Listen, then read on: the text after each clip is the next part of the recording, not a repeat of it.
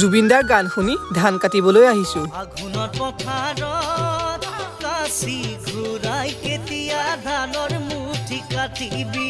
Good morning সকলোকে, দেৰি নকৰিবলৈ আজিৰ ভিডিঅ'টো আৰম্ভ কৰোঁ।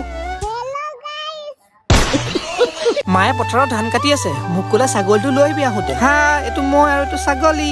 এই বাহ, ই খোচা মাৰিলে দেখিছেনে? ইয়াক কাটি বাচি জানুৱাৰীত খাই পেলাম। বাপ কো ভেজ, তেৰে বাস কি বাত। আহি পালো ধাননি। এইখনে হৈছে আমাৰ পথাৰ।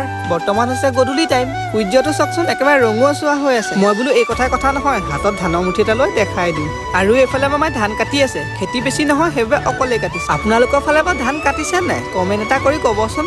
গধূলি অকণ দোকানৰ ফালে ওলাই আহিছিলো। দোকানত বহি থাকোঁতে আমাৰ লগৰ এটাই দেখাই তাৰ মোবাইলটো পাছফালে লগাই থোৱা আছে জুবিনদাৰ ফটো। দেখি ভাল লাগি গৈছে, বোলো আপোনালোককো দেখাই দিম এবাৰ।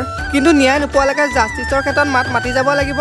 আৰু যোনে যেনেকৈ পাৰে জাষ্টিছ বিচাৰি যাব, জাষ্টিছ ফৰ জুবিন গাৰ্গ কমেণ্টত লিখিব।